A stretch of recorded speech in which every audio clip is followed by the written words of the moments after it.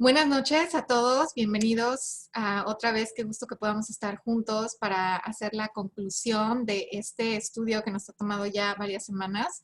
Hoy estamos haciendo la parte número 9 del estudio de las cartas que Jesucristo escribió a las iglesias.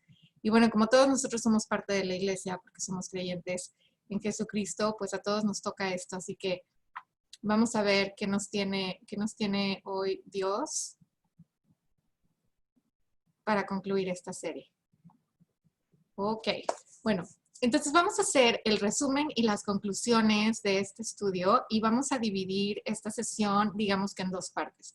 Por una parte vamos a hacer el resumen del contenido de las cartas. Hablamos de que todas tienen 4 niveles de aplicación, las vamos a poner en perspectiva y vamos a resumir el contenido de las 7 cartas. Y después vamos a hacer nuestras conclusiones, que va a ser 100% aplicación, ¿no? O sea, la importancia es, ok, fue muchísima información, qué padre, ya entendimos súper bien los capítulos 2 y 3, el libro de Apocalipsis, pero ¿cómo me afecta eso personalmente? Porque es importante para mí personalmente. Y vamos a tratar de hacer con esta conclusión una especie de herramienta que nos sirva para poder hacer una evaluación de nuestro propio desempeño de acuerdo a los estándares de Dios. Entonces, ¿qué era realmente, o sea, el objetivo de hacer este estudio, ¿no? O sea, ¿cómo puedo utilizar esto que Jesús está diciendo? Porque todas estas cartas son como evaluaciones de desempeño, ¿no? Porque a cada una de estas iglesias le está diciendo, esto estás haciendo bien, esto estás haciendo mal, necesitas hacer estas cosas para corregirte, hace promesas a los vencedores, etc. Entonces, bueno, ¿cómo podemos utilizar esa retroalimentación que nos está dando Jesús mismo para poder mejorar nuestro desempeño de vida y llegar al final de nuestra carrera de manera exitosa como Pablo nos ha exhortado? Ok, entonces comenzando. Sabemos que estas cartas tienen al menos 4 niveles de aplicación, ¿verdad? Comenzamos con el nivel histórico, que ese es el nivel fácil porque es el obvio. O sea, que cada una de estas 7 iglesias, porque son las cartas a las iglesias, cada una de esas 7 iglesias existió en el primer siglo y estaban todas ubicadas en la parte oeste de lo que hoy en día es Turquía.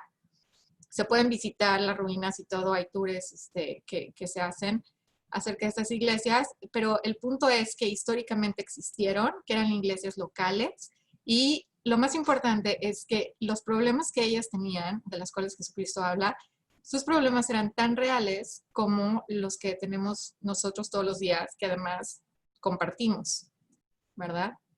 Bueno, el segundo nivel de aplicación es el nivel profético, y hemos visto a través de este estudio que estas 7 iglesias, en el orden específico en el que están en las escrituras, están haciendo un perfil completo de la historia de la iglesia desde que comenzó en el primer siglo hasta el fin de la era. Entonces sabemos que 3 de ellas, históricamente, solamente históricamente, tuvieron un inicio y un final. O sea, Efeso, que fue la iglesia apostólica, cuando estaban literalmente los apóstoles, los discípulos de Jesús estaban escribiendo el Nuevo Testamento y estaban repartiendo todo esto a través de las iglesias en Asia y en Europa, que fue donde comenzó todo. Y después viene la iglesia de Esmirna, que fue la iglesia perseguida, más o menos comenzando en el primer siglo, porque a los seguidores de Jesús, los judíos empezaron a perseguirlos muy fuerte, a ejecutarlos.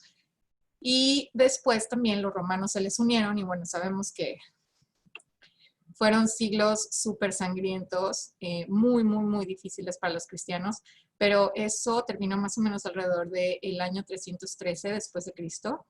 Y ahí es donde comienza la iglesia de Pérgamo, que Pérgamo fue esta iglesia que se casó con el mundo en un matrimonio perverso. Y decimos perverso porque la iglesia está llamada a ser separada del mundo, no mezclada con el mundo. Entonces, ¿cómo ocurrió ese matrimonio? Vimos en nuestro estudio de la carta a Pérgamo, que fue cuando, después de que Constantino hizo la religión cristiana, una religión legal para el Imperio Romano, 2 emperadores después, este señor la hizo la religión obligatoria del imperio. Entonces, ahora era la situación, o te haces cristiano o te matan. Y entonces, todos los paganos se hicieron cristianos o cristianos, más bien no es que se hayan convertido de corazón, sino que nada más le empezaron a cambiar las etiquetas a sus tradiciones, a sus ritos, y seguían, digamos, haciendo lo que ellos siempre habían hecho, pero con nombres cristianos, y entonces ya era la cosa, y entonces empezó a mezclar mucho la doctrina cristiana que traíamos del primer siglo con estas tradiciones paganas, y algunas de esas cosas las seguimos viendo hasta en nuestros días, ¿no? Pero bueno, eso lo vimos en nuestro estudio de Pérgamo. Y después digamos que sí, este fue un matrimonio perverso. Este matrimonio tuvo una hija y la hija fue Tiatira, ¿no? Que fue la iglesia medieval donde cuando el papado del Vaticano era súper poderoso y tenía controlados a muchos de los reyes de diferentes naciones, sobre todo en Europa, y tenían los estados papales y las tierras y todo eso, que eran sumamente ricos. Establecieron la Inquisición, etcétera.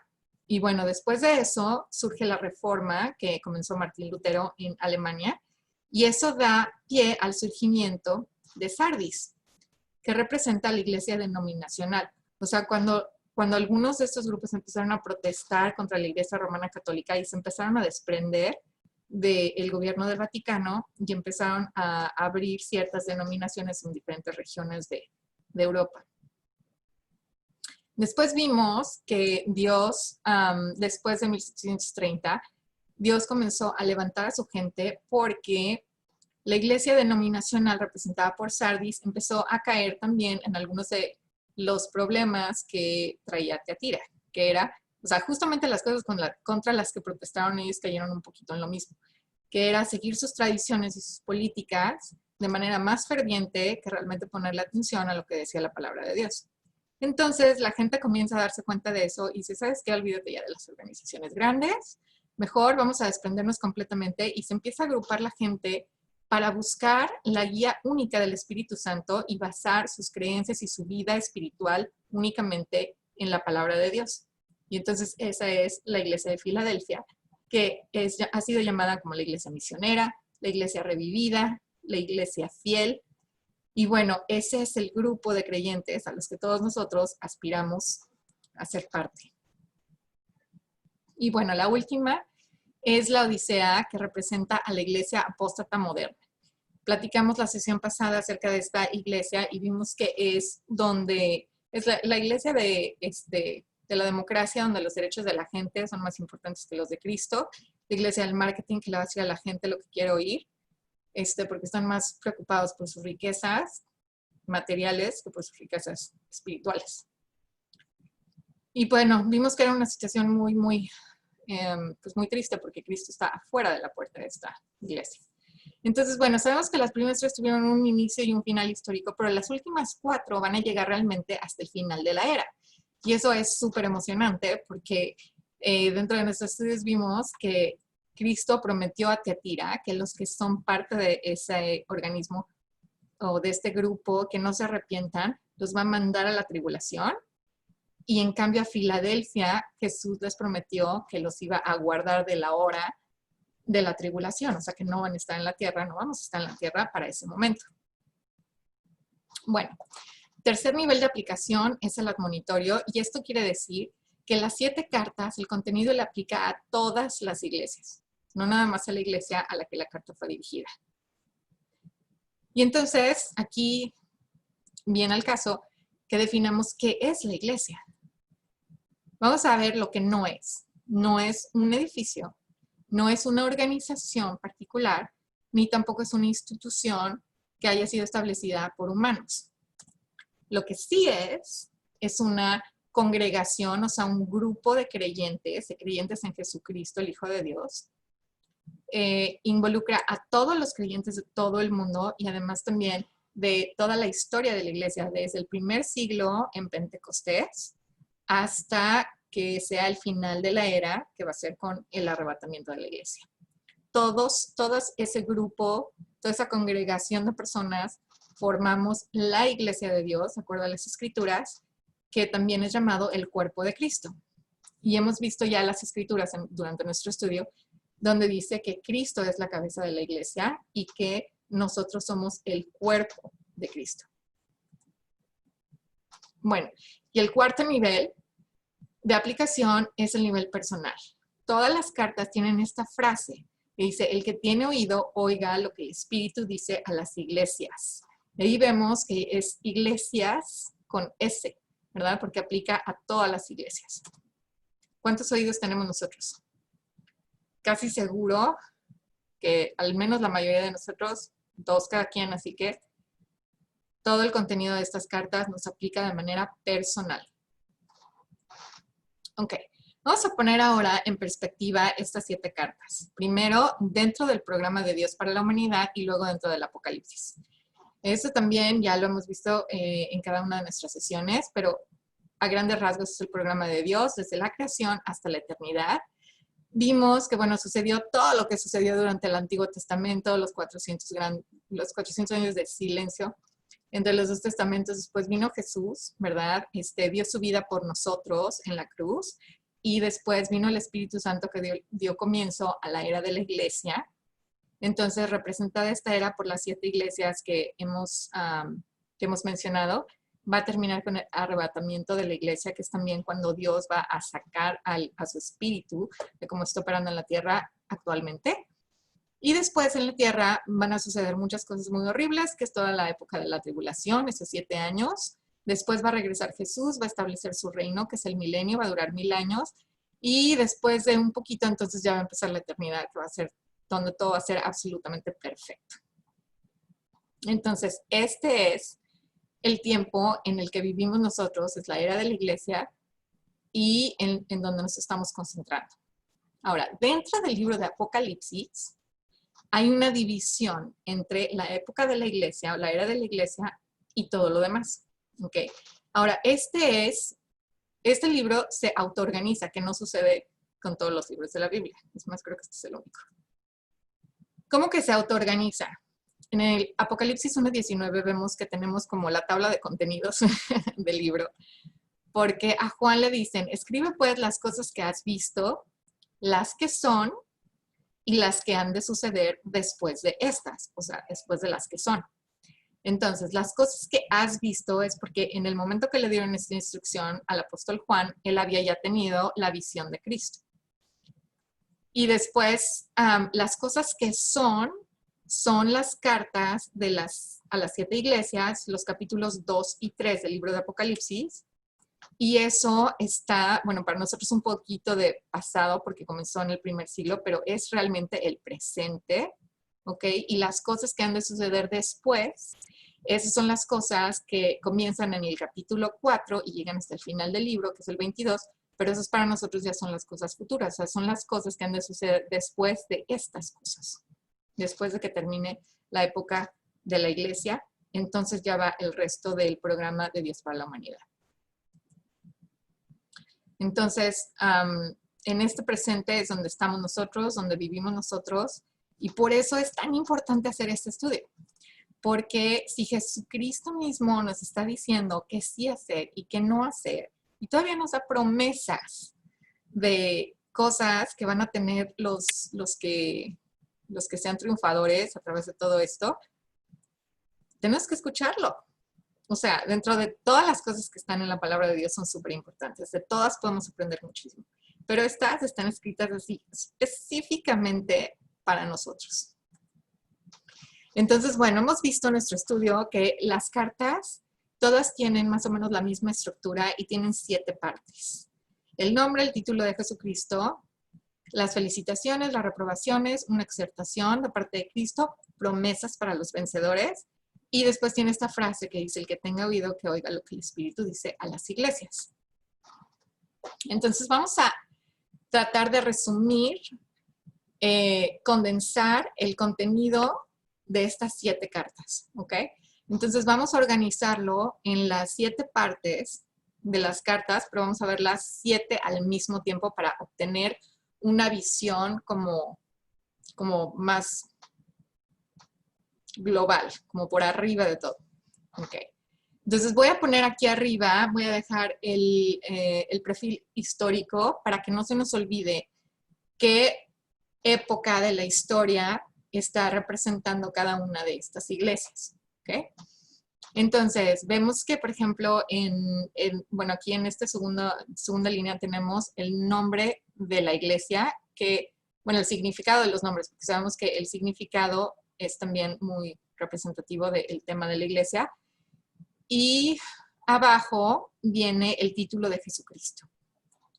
Entonces, no quiero leer absolutamente todo porque ya lo hemos visto durante nuestras semanas de estudio, pero voy a hacer solamente hincapié en algunas cosas y me voy a ir un poquito más despacito por si alguien quiere tomar notas o algo. Y si alguien quiere una copia de la presentación o algo así, con todo gusto, mándenme un email, que aquí está la dirección abajo, y con todo gusto les puedo hacer llegar una copia o las notas o lo que guste. Pero bueno. Además, este es un ejercicio que yo les invito a que hagan personalmente.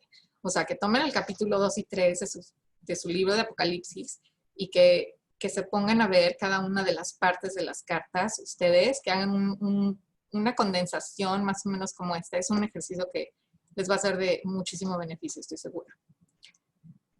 Ok, entonces vamos a seguir con las siguientes partes de la carta, que son la felicitación y la reprobación. ¿Ok? Entonces, Cristo está diciendo a este grupo de creyentes que está representado por esta carta, les dice lo que están haciendo bien y les dice lo que están haciendo mal. Y vemos que 2 de las cartas no tienen ninguna felicitación. O sea, Dios no tiene nada positivo que decir de ellos. Está muy duro eso. ¿Ok? Y son Sardis y la Odisea. Ahora, quedamos que las últimas 4 son las que van a llegar hasta el final de la era en cuestión del perfil histórico. Entonces, ¿qué quiere decir? Que a nuestro alrededor hay mucho de Sardis y de la Odisea. Entonces, nosotros, además de utilizar este estudio para hacer una autoevaluación y mejorar nuestro desempeño, pues lo más que podamos día a día, también es para que nosotros podamos tener un discernimiento espiritual y que podamos entender qué es lo que está sucediendo a nuestro alrededor. Entonces, de Sardis, de la iglesia denominacional, Dios no tiene nada positivo que decir, y de la Odisea no tiene tampoco nada positivo que decir. Y luego vimos que están las reprobaciones. Aquí vemos el caso exactamente contrario. Aquí Dios no tiene nada malo que decir de 2 de las iglesias. Tanto Esmirna como Filadelfia, Dios dice, no tengo absolutamente ninguna queja, van súper bien, les da exhortaciones y les da promesas. Entonces, ¿cuáles son las exhortaciones y las promesas? Igual vimos que en cada carta, o sea, Dios les está diciendo, o sea, Jesús está diciéndoles, esto es lo que tienes que hacer para corregirte. Por ejemplo, Efeso tenía que regresar al primer amor, que era ese amor por Dios que tenían primero en su corazón y después estaban tan ocupadas con los asuntos del rey, sabe Dios, que no tenían tiempo para el rey. Y eso fue un problema que Jesucristo les dejó ver muy claramente. Entonces, eso es su exhortación. Y así a cada una le va diciendo qué tiene que hacer, ¿no? Y nos da también las promesas para los vencedores. Entonces, ¿qué quiere decir esto? Que todas estas promesas no son para todo el mundo. Son únicamente para quien salga vencedor de todas estas situaciones.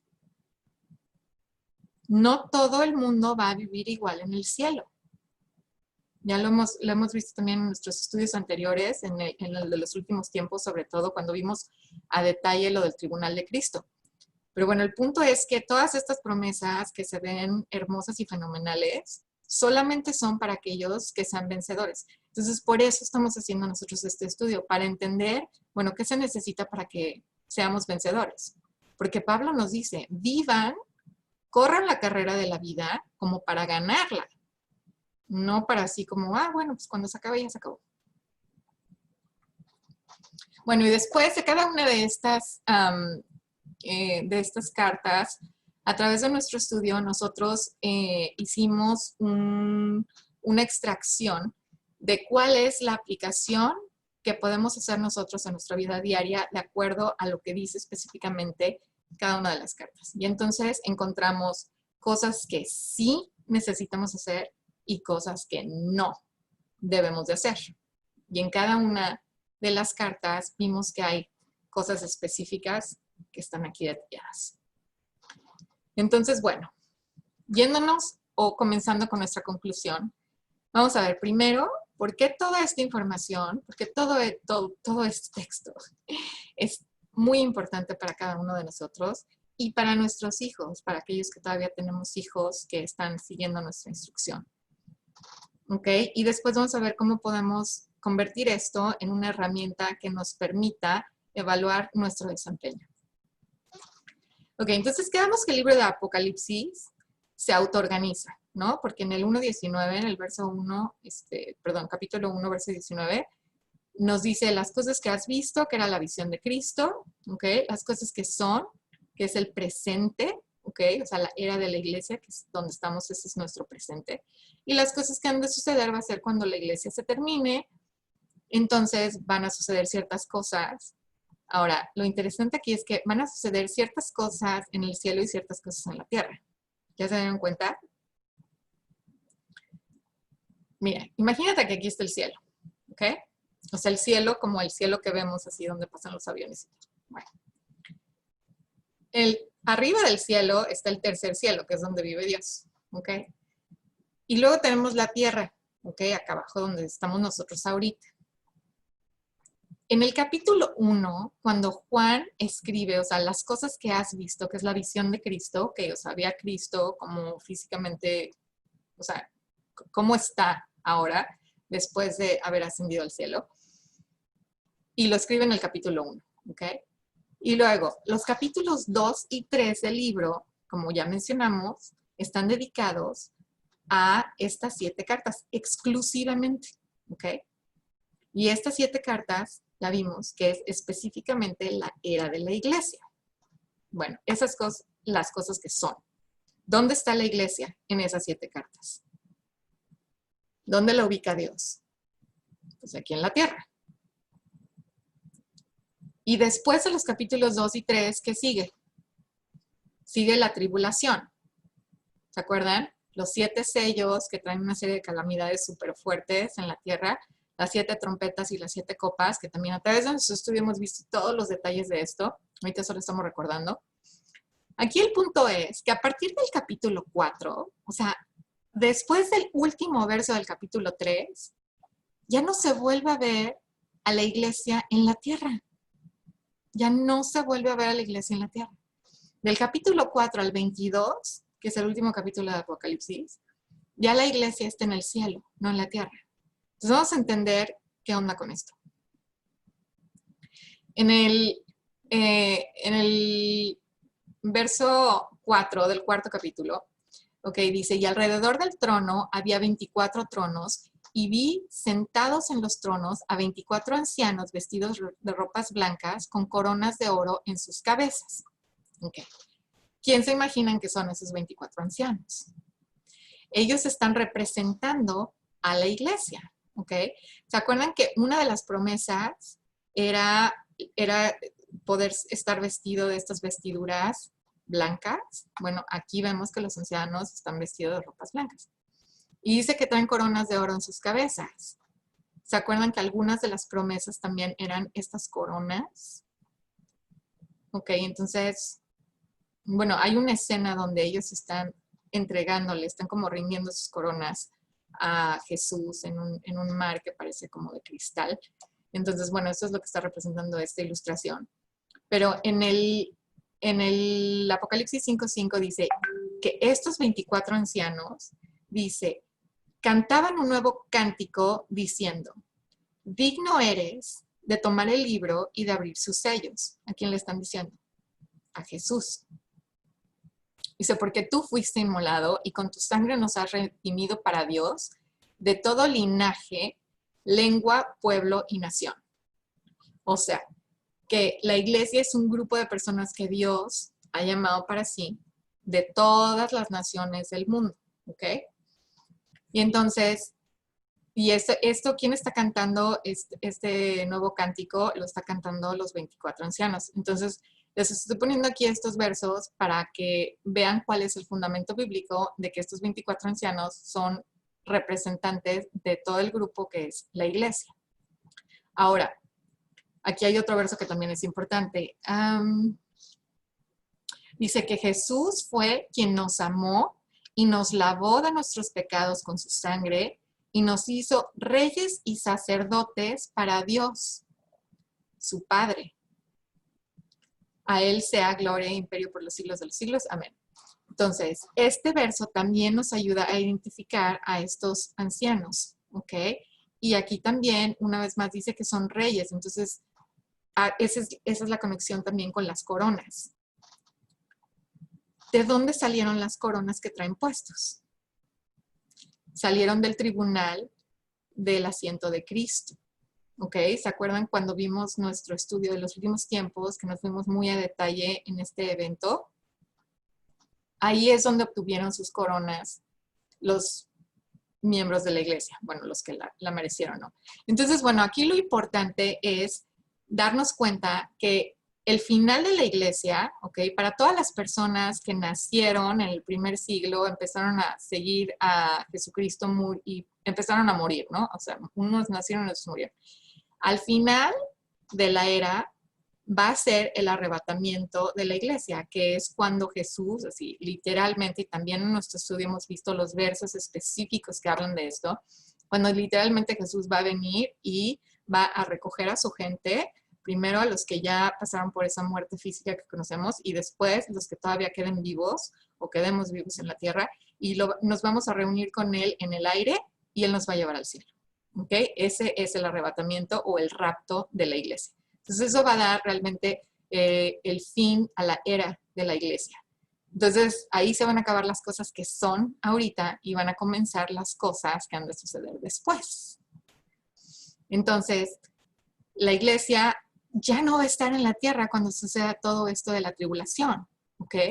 Porque la iglesia se va a ir en el arrebatamiento y entonces va a estar en el cielo y va a ser parte de estos eventos que van a suceder en el cielo y no va a ser parte de estas cosas que van a hacer en la tierra.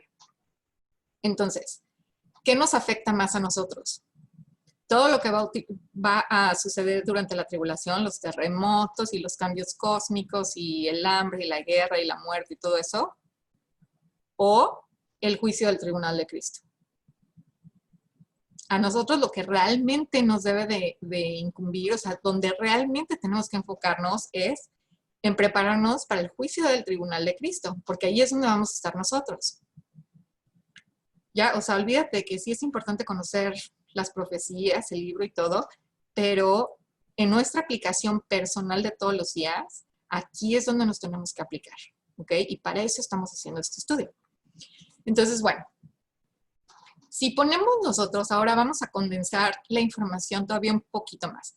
Ya vimos los diferentes elementos que están en todas las cartas. Ahora vamos a condensar las felicitaciones, las reprobaciones y las exhortaciones de las 7 cartas en un solo cuadro. Y cuando hagamos eso, nos vamos a dar cuenta de que todas las cosas de las que Jesús habla, las podríamos organizar en 4, llámale 4 cubetas, ¿ok? Una sería el tema de estudio bíblico o el área de estudios bíblicos. Otra es el área de la fidelidad a Dios. Otra, el caminar realmente siguiendo la guía del Espíritu Santo. Y la última sería el área de la relación personal que tenemos con Dios. Y aquí es donde realmente se está poniendo muy interesante esto, porque esto es lo que tenemos que utilizar ya así, bien condensado, para hacer nuestra evaluación y para ver cómo vamos a hacer para mejorar nuestro desempeño diario. ¿Ok? Entonces, bueno, aquí está condensado las felicitaciones, reprobaciones y las exhortaciones exactamente como Jesús las pone en las 7 cartas. Y aquí, como casi no me gustan los colores, ya puse cada una de estas áreas relacionado con un color en estos 4 áreas, ¿ok? Entonces, por ejemplo, en Efeso, Jesucristo les hizo la felicitación porque ellos mantuvieron la doctrina, ellos fueron muy celosos de la doctrina y gracias a ellos tenemos la palabra de Dios intacta, porque ellos la estuvieron cuidando. ¿Se acuerdan que hubo falsas cartas y hubo documentos y gente que quería ser así como el nuevo profeta y cosas así.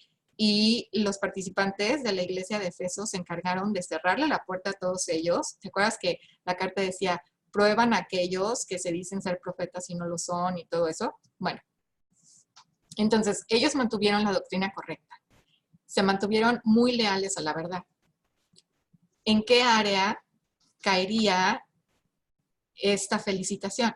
En el área de estudio bíblico, ¿ok? Porque tiene que ver específicamente con la palabra de Dios.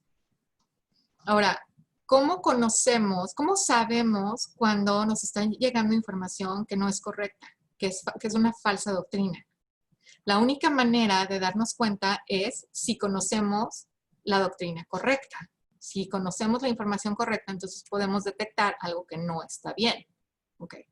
Entonces, no se trata de ir a averiguar todo lo que está equivocado acá en el mundo, porque no acabaríamos nunca, pero conociendo la palabra de Dios, entonces, cuando nos llega algo falso, podemos detectar.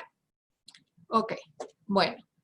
Esmirna, por ejemplo, una de sus felicitaciones, o bueno, su felicitación más importante, era que ellos fueron fieles a Jesucristo hasta la muerte. O sea, y literalmente miles y miles y miles de cristianos en esa época fueron ejecutados de las maneras más horrendas, pero prefirieron ese destino que ser infieles al nombre de Cristo.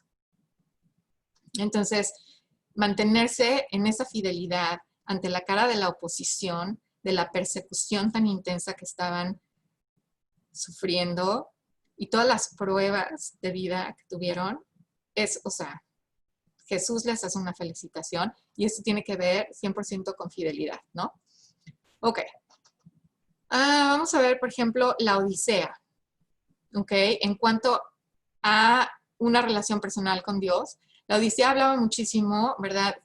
Dios habla ahí de que no hay que ser tibio. Dice, preferiría que fueras frío o caliente, pero tibio te vomito. Entonces, ¿qué era ser tibio? Pues era todas las personas que eran indiferentes a Dios, ¿no? Bueno, no eran, son, o sea, porque aquí ya llegamos a que, bueno, lo histórico nos ayuda a entender muy bien estos temas, pero estamos 100% en aplicación, práctica, en el día a día, en nosotros y alrededor de nosotros. Entonces, bueno, sabemos cuáles son los tibios, los que ni aman ni odian a Dios, sino más bien lo ignoran. Y bueno, está de la patada todo eso. Pero todo eso tiene que ver con la relación personal con Dios. Y luego también tenemos el área de ser guiados por el Espíritu Santo, o sea, dejarnos guiar por el Espíritu Santo. El Espíritu Santo nos habla, ¿ok? Cuando Jesús hizo, o sea, les dijo a sus discípulos que iba a tener que irse, o sea, que iba a hacer la ascensión al cielo, dice, ya no me van a ver aquí, me voy a ir, pero eso es algo bueno para ustedes, porque les voy a poder mandar a un ayudante, y ese es el Espíritu Santo, ¿ok? Y entonces, Él nos guía, nos da conocimiento de todas las cosas, de acuerdo a la palabra de Dios. Y, o sea, cuando digo de acuerdo a la palabra de Dios, porque esa promesa está en la palabra de Dios, que el Espíritu Santo nos va a dar entendimiento de todas las cosas. Y hasta donde nos quedamos, todo incluye todo, ¿ok? Bueno, entonces ese sería un ejemplo de algo que entra aquí en el área de caminar bajo la guía del Espíritu Santo. Ahora, vamos a ver que, bueno, en nuestro estudio de cada una de las cartas también sacamos las aplicaciones personales y pudimos identificar como los do's and don'ts. O sea, las cosas que sí hay que hacer y las cosas que no hay que hacer, ¿no? Entonces, esas cosas también las podemos clasificar en una de estas 4 cubetas o estas 4 áreas principales. Y bueno, como leer por colores va a estar así como muy divertido. Ya las organicé. Entonces, vamos a ver rápidamente qué cae de lo que dicen las cartas, qué cae en cada una de estas categorías. Acerca del estudio bíblico, nos dice, hay que mantener la doctrina correcta. Solamente conociendo la palabra de Dios podemos saber que sí es correcto y que no es correcto. Tenemos que ser leales a la verdad. ¿Okay? O sea, cuando llega algo que no es correcto, rechazarlo. Guardar la palabra de la perseverancia de Cristo. vimos durante el estudio de esa carta que tiene eso que ver muy particularmente con la cuestión del arrebatamiento o el rapto de la iglesia y con el regreso de Jesús y el establecimiento de su reino sobre la tierra, que es el milenio. ¿Por qué Jesús fue tan enfático en esa parte? ¿Por qué Él quiere que estemos tan conscientes de eso? Porque Él sabía, porque es Dios y puede ver el futuro, el pasado y el presente, todo simultáneamente. Como Él sabía que iba a haber iglesias que iban a enseñarle a la gente que el arrebatamiento no existía o que iba a ser a la mitad de la tribulación o después de la tribulación, como Él sabía que iba a haber falsas doctrinas acerca tanto del arrebatamiento como del milenio, que es un tema súper, súper, súper importante, Él está poniendo aquí o sea, que una de las cosas que tenemos que hacer es guardar la palabra de la perseverancia de Cristo, de su regreso, ¿ok? Tanto por su iglesia como para establecer su reinado sobre la tierra. Como dijo Dios que iba a suceder, exactamente así va a suceder. Todas las promesas que ha hecho, que ya se han cumplido, se cumplieron con 100% de exactitud. Y así que las que vienen, que todavía están por cumplirse, todas se van a cumplir porque Jesús dijo que se iban a cumplir todas y se van a cumplir al nivel de exactitud que Jesús dijo. Dijo que ni una jot, ni un tittle, o sea, como ni un puntito de la I, ni una tachita de la T, iba a faltar de cumplirse. A ese nivel de exactitud. Ok, entonces, siguiendo. Enfoque en la palabra de Dios. No en otras cosas, en la palabra de Dios. Ejemplo. Hay algunos predicadores que son excelentes inspiradores. Son súper positivos, son súper alegres, te levantan el espíritu. Y sí, o sea, utilizan muchos versos de la Biblia para aterrizar su mensaje. Y eso está bien, pero necesitamos diferenciar entre eso y un estudio bíblico. ¿Ok? Son dos cosas bastante diferentes. Y entonces, ¿a qué me refiero? Bueno, ahorita en la siguiente pantalla vamos a ver exactamente a qué nos referimos con eso. Ok, entonces darle autoridad suprema a la palabra de Dios. O sea, es conocer la palabra de Dios y luego darle autoridad sobre todas las áreas de nuestra vida. Perseverar en lo que es correcto. O sea, es conocerlo, guardarlo, perseverar en lo que es correcto.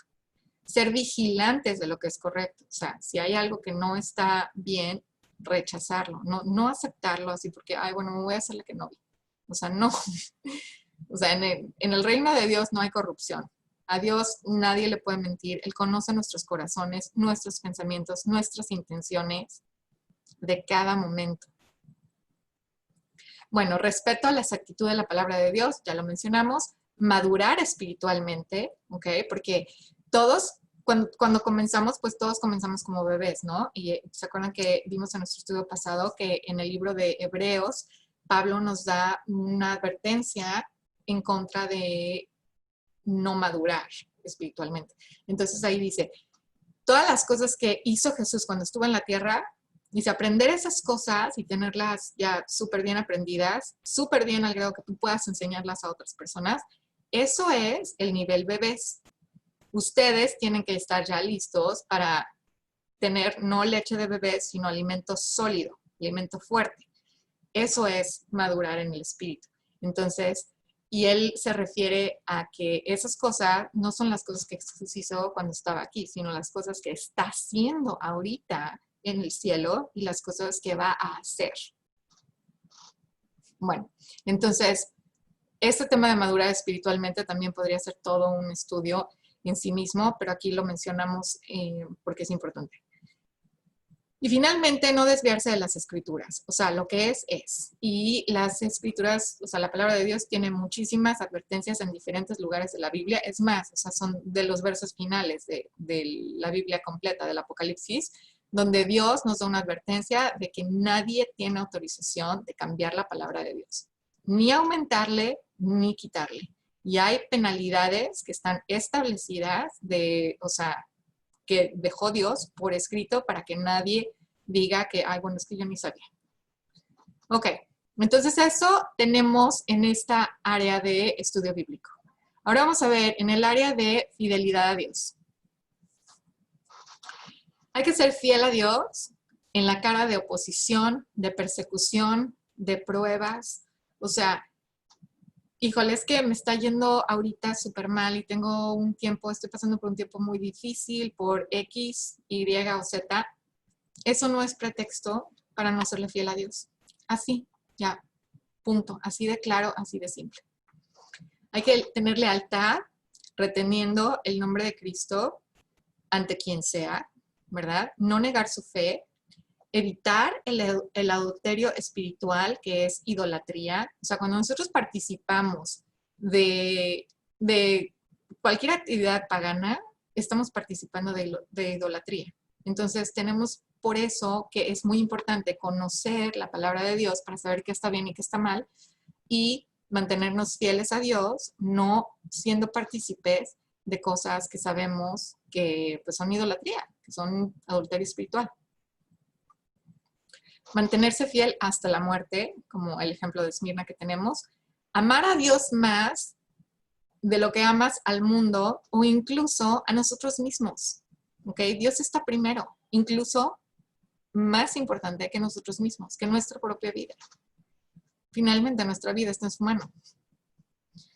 Ok, no considerar a otras personas como divinidades es muy importante porque Dios, o sea, lo conforman 3 personas solamente. 3 personas. Dios Padre, Dios Hijo y Dios Espíritu Santo. Esa Trinidad es Dios. Fuera de eso, nadie más es Dios. Hay personas que se merecen absolutamente todo el respeto que podamos tener, del que seamos capaces, absolutamente todo el respeto.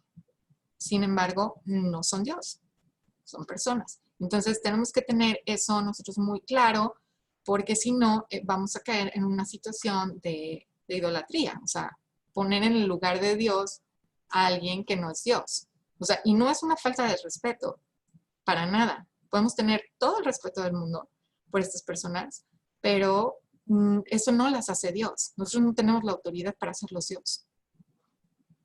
Ok. Evitar la tolerancia falsa, también hablamos súper detalladamente acerca de esto. Y no descuidarse o ser flojos en las cosas de Dios. Bueno, en el área de ser guiados por el Espíritu Santo, vimos que en las cartas se menciona esto de aborrecer a los nicolaitas. ¿Quiénes eran los nicolaitas? Los que eran el clero que estaba gobernando sobre la gente. Pero bueno, después en la Odisea vimos que la gente gobernando sobre la gente tampoco es correcto, ¿verdad?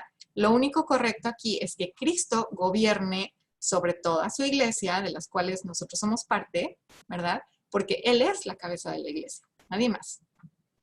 Decir no al adulterio físico o a los actos inmorales. Hay que tener mucho cuidado de sentir como que estamos muy vivos espiritualmente y en realidad estemos completamente muertos. ¿A quién le preguntamos si el New Age o los maestros ascendidos o la cábala o no sé, cualquier cosa, ¿a quién le preguntamos si eso es correcto espiritualmente o no? A Dios. ¿Y cómo nos va a decir? En su palabra. Ahí está la respuesta. Entonces, por eso, o sea, vemos que todas estas áreas se relacionan una con otra, o sea, están completamente conectadas, no están realmente separadas. Estamos haciendo este ejercicio para organizar nuestras ideas y poder formar una herramienta que nos ayude a mejorar nuestro desempeño, pero en realidad están muy, muy conectadas, ¿no? Ok. Hay que velar y ser diligentes. Dios premia al diligente, lo dice en su palabra. Buscar y seguir la guía del Espíritu Santo para discernir y entender las cosas del Espíritu, ¿ok?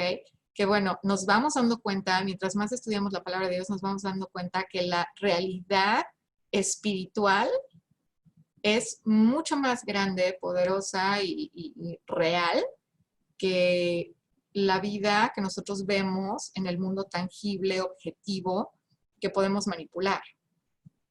Incluso recuerden que Pablo nos dice, es que no estás luchando contra carne y hueso, sino contra potestades espirituales.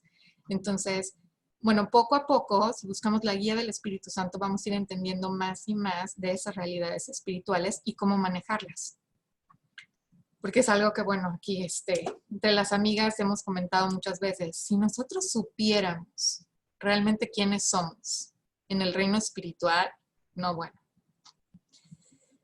Otra cosa sería, no nada más de nosotros, nuestra vida y la de nuestro alrededor, pero vale la pena investigarlo, estudiarlo, entenderlo y aplicarlo. Ok, también los trabajos, porque solamente es muy importante que lo que hagamos, lo hagamos a través del Espíritu de Dios. No en nuestra propia fuerza, en nuestra propia carne, sino realmente permitir que el Espíritu de Dios trabaje a través de nosotros. Enfocarnos en nuestro proceso de santificación, que justamente por eso estamos haciendo este estudio, ¿verdad? Porque ese proceso de santificación es como nos vamos limpiando, es como si tuviéramos nuestro vestido de novia y le estamos quitando las arrugas y las manchas para poder ser presentadas a Cristo de una manera aceptable.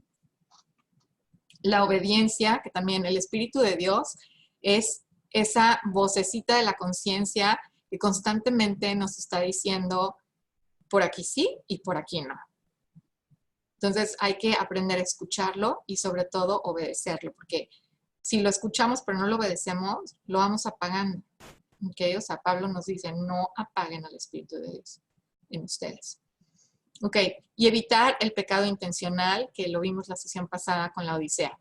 Ok, en el ámbito de la relación personal con Dios, nos dicen aquí en las cartas que no hay que olvidar ese primer amor que es a Dios. O sea, no estar tan ocupados con el asunto del rey, los asuntos del rey, o sea, ya sea la doctrina, ayudar a los demás, lo que tú quieras, y olvidarte de Dios. Hay que estar en Cristo para estar espiritualmente con vida, no ser como Sardis, que estaban muertos. No ser tibios o indiferentes a Dios. No autoenaltecerse, como lo hacía o como lo hace la Odisea. No negar la necesidad que tenemos de Dios. Arrepentirnos de las cosas que hacemos mal, porque como decimos, o sea, nadie espera perfección, pero sí se espera que nos arrepintamos de lo que hicimos mal y que corrijamos y que cada vez seamos un poquito mejores. Y buscar la justicia y la pureza de Cristo. Entonces, casi todo esto lo vimos la vez pasada, así que vamos adelante. Toda esta información debe de ayudarnos para que nosotros podamos hacer una autoevaluación de nuestro desempeño personal y después de ya tener esa evaluación, ¿qué sigue? Vamos a hacer un plan de mejora, ¿ok? ¿Cómo podemos mejorar cada día? Bueno, yo sé que muchos de ustedes han estado súper empapados de las escrituras y a lo mejor ustedes ya tienen un plan hecho, tienen en su calendario exactamente qué están haciendo y todo. Los felicito. Y a lo mejor hay alguien que dice, ¿sabes qué? O sea, a mí sí me dan ideas porque ando medio perdido. Sin problema. Yo les voy a dar algunas sugerencias, algunas ideas de cómo podemos avanzar o qué cosas prácticas podemos hacer en nuestro día a día para avanzar en estas 4 áreas. ¿Okay? Entonces vamos a ver, en cuanto a estudio bíblico. Yo les recomiendo muchísimo, no les puedo decir cuánto, que sean parte de un estudio bíblico sistemático, ¿ok? O sea, que empiecen con un libro y lo terminen. Y luego escojan otro libro y lo comiencen y lo terminen. Hay 2 tipos de exposiciones cuando se está estudiando la Biblia, la exegética y la tópica, ¿ok? O sea, cuando hablamos de un tópico, o sea, de algún, o temática, a lo mejor utilicé mal la palabra, pero bueno, el punto es, hay un estilo de estudio donde tomamos el tema de, por ejemplo, de la caridad o del bautismo, de lo que tú quieras. Y entonces se desarrolla ese tema, las promesas de Dios, que tú quieras. Y entonces van sacando, o sea, el expositor va a ir sacando de la Biblia los versos que tienen que ver con ese tema. Hay otro tipo de estudio donde tomas la palabra de Dios, la abres, así dices, a ver, vamos a estudiar el libro de Romanos. Lo abres en Romanos 1:1 y empiezas a hacer un estudio verso por verso de lo que dice la palabra de Dios.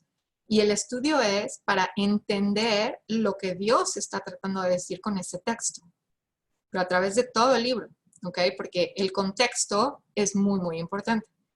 Entonces, los dos estudios son buenos, pero yo creo que un estudio exegético, o sea, donde estudies la palabra por la palabra misma y ya de ahí tú vayas sacando tus aprendizajes. Bueno, este estudio exegético es justo lo que hicimos con esta serie de las 7 cartas a las 7 iglesias. Nos fuimos verso por verso de los capítulos 2 y 3 de Apocalipsis para entender exactamente qué es lo que Dios nos decía con cada palabra que venía en esas cartas. Y de ahí sacamos entonces cómo vamos a aplicar esto en nuestra vida diaria. Entonces, ese es un ejemplo de un estudio exegético. Esos estudios son básicos, es súper importante hacerlos, ¿ok? Y luego, el otro punto es mantener una higiene hermenéutica lo más pura que puedan, ¿ok? ¿Qué es la hermenéutica? Como habíamos mencionado antes, es la interpretación o la teoría de interpretación que se tenga de la palabra de Dios. Sabimos que había digamos que dos extremos, los que alegorizan todo y los que son tan literal que no reconocen todos los instrumentos literarios que trae la palabra de Dios. Entonces, o sea, si vas a tomar un extremo literal es mejor, pero hay que aprender a reconocer todas esas diferentes formas literarias para realmente entender qué es lo que Dios nos está diciendo. Pero el punto es que no hay que agregar ni quitarle nada a la escritura original, porque Dios es muy cuidadoso con lo que nos ha dicho y todo lo que dice, lo dice en serio. Y tenemos que tener cuidado de no caer o de no dejarnos llevar por teorías de interpretación que no son correctas, como la alegorización, que lo que está haciendo eso es darle permiso a la imaginación de quien sea, de que te diga que la palabra de Dios significa pues, lo que su imaginación le dé ese día. Ok, en cuestión de fidelidad, hay que darle autoridad suprema a Dios y a su palabra, por encima de instituciones, de personas, de la sociedad, de tradiciones. Hay que ver qué dice la palabra de Dios y obedecerla. Así, no es tan difícil. ¿Ok? No dejarse presionar por la oposición. O sea, sí, vas a tener amigos que no les va a gustar que tú sigas la palabra de Dios así es que yo quiero ser leal a Dios. Hay personas a las que no les va a gustar. Pues ni modo. O sea, vamos a orar por ellas, vamos a orar porque Dios toque sus corazones, pero no vas a hacer lo que ellas hagan cuando tú sabes que va en contra de lo que dice Dios, ¿no? Ok. No dejarse presionar por la oposición.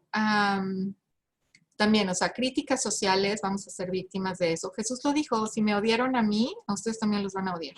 Así que todos los que no están alineados con Dios, que su corazón no está en Dios, pues claro que no les va a gustar a nosotros. O sea, ¿cuándo a la oscuridad le ha gustado la luz?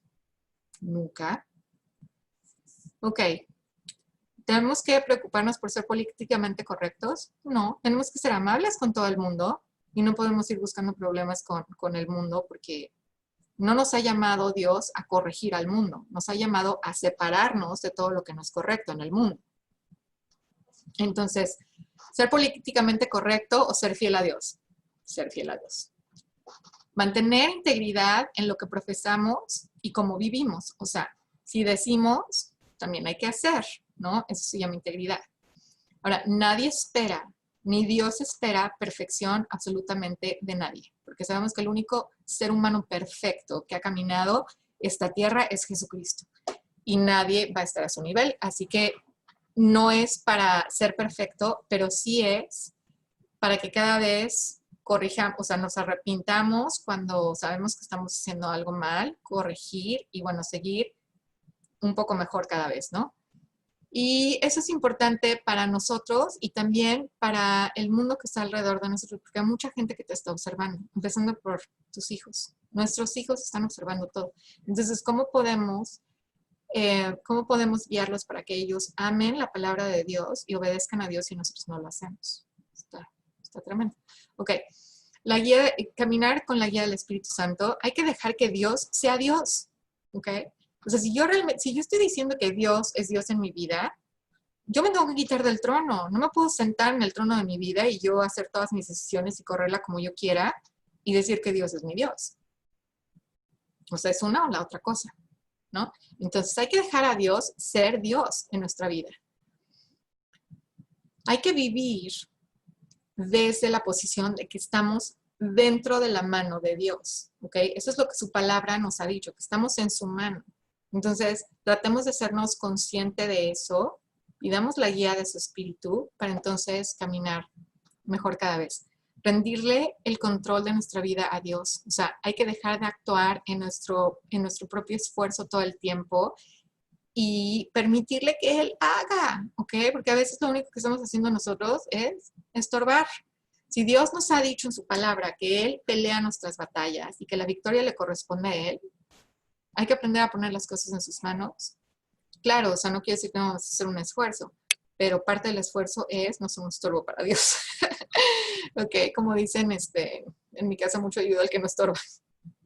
Ok, y para eso necesitamos poder confiar en Él, ¿no? ¿Cómo confías en alguien? Tienes que creerle. Ok, ¿cómo le creo a Dios? Bueno, primero tengo que saber qué dice Dios, ¿no? Y entonces ya me puedo agarrar de esas promesas y caminar así.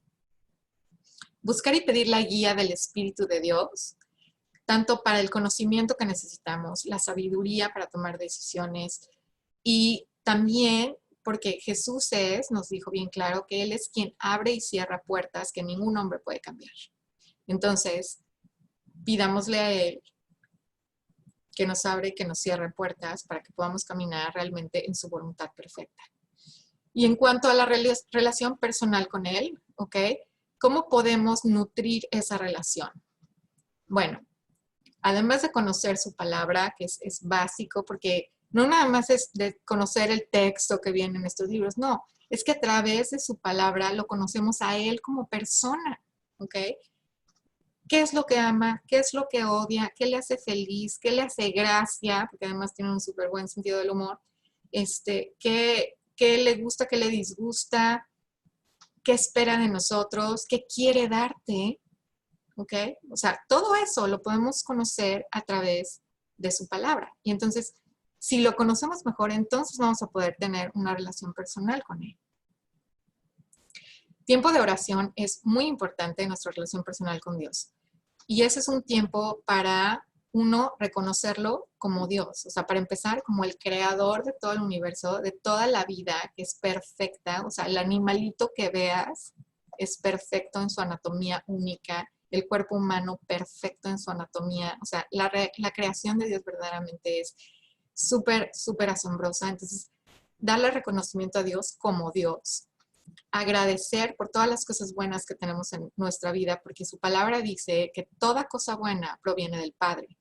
Entonces, darle gracias, porque cada una de las cosas buenas que hay en tu vida es porque Él quiere que estén ahí.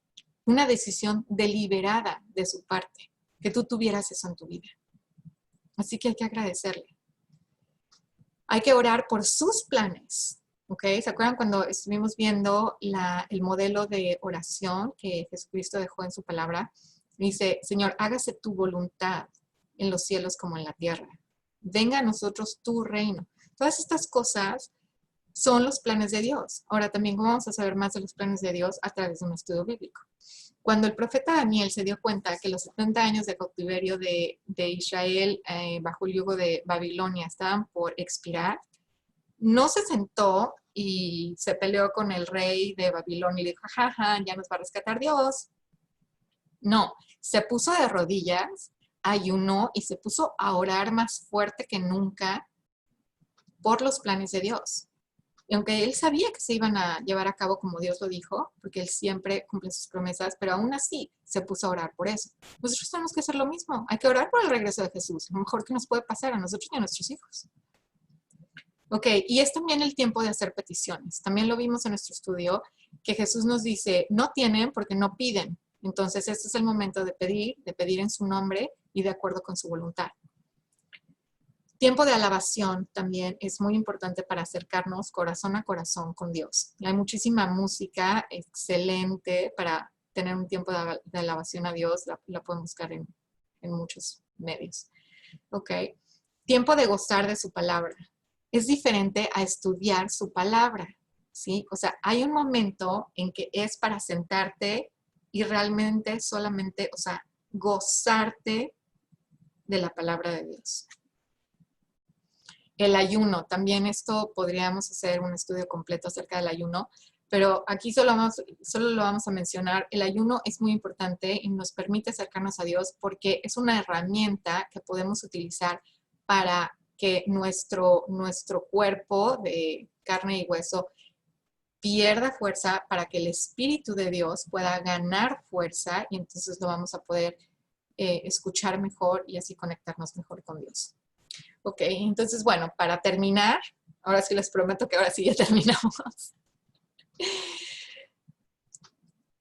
Lo que hacemos en esta vida cuenta. Todo lo que hacemos, todos los días, desde que empezamos a tener uso de conciencia en la mañana hasta en la noche que perdemos el uso de conciencia, cada una de las decisiones de pensamiento, de emoción, de sentimiento, de palabras, de acciones, todo cuenta para nuestro destino de muy largo plazo, porque todo va a ser juzgado en el tribunal de Cristo. ¿Ok? Y todos estamos solamente a un respiro de comenzar ese destino de largo plazo. Y no sabemos cuándo nos llega ese último respiro. Esto es algo que aprendí de una maestra, creo que de la preparatoria, así que no son términos bíblicos, pero espero que me ayuden a comunicar el mensaje. El hubiera es el tiempo pentontativo del verbo haber. El hubiera no es bueno, el hubiera no existe, el mañana tampoco. Ahora, aquí y ahora es el único tiempo y espacio que tenemos para crecer en nuestro estudio bíblico, en nuestra fidelidad a Dios, en nuestro caminar de la mano del Espíritu Santo, que es muy diferente a que el Espíritu Santo te ande arrastrando por la vida, y de nutrir nuestra relación personal con nuestro Padre Celestial y con Jesús. Porque todos y cada uno de nosotros vamos a estar delante de Cristo para dar cuentas de nuestras elecciones de todos los días. Y a lo que debemos aspirar es a que Jesús ese día nos diga: bien, siervo bueno y fiel. En lo poco fuiste fiel, sobre mucho te pondré. Entra en el gozo de tu Señor. Bueno, les dejo un momentito aquí la bibliografía. Si alguien está interesado en obtener este material, con muchísimo gusto, mándenme un email, por favor, y con mucho gusto se los puedo hacer llegar. Y los voy a dejar con la invitación a nuestra siguiente sesión, que además va a ser la última, al menos en un periodo de tiempo. Vamos a hacer una sola sesión que va a tratar de encontrar cuál es el propósito que Dios tiene específicamente para ti. ¿Okay? ¿Se acuerdan que dijimos que nosotros como iglesia, como el colectivo, somos el cuerpo de Cristo? Bueno, como un cuerpo humano, hay diferentes partes en el cuerpo, ¿no? Entonces, o sea, puede ser que tú seas ojo y yo soy uña y otro es pierna y otro es mano y otro es nariz y otro boca, y todos tenemos una diferente función para la que Dios nos creó. ¿Okay? Y es muy importante que encontremos cuál es ese propósito que Dios tiene para cada uno de nosotros, para sacar el mayor provecho posible, porque vas a ver que tu vida se va a iluminar increíblemente. Y además, hay una cosa bien importante.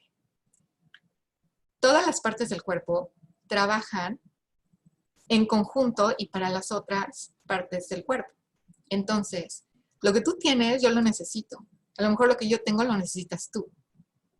Así que es muy importante que descubramos cuál es nuestro propósito para poder llevarlo a cabo con libertad, sabiendo que tenemos la bendición de Dios, porque eso es realmente lo que Él quiere para nuestra vida. Así que vamos a ver eso el siguiente martes 1 de septiembre.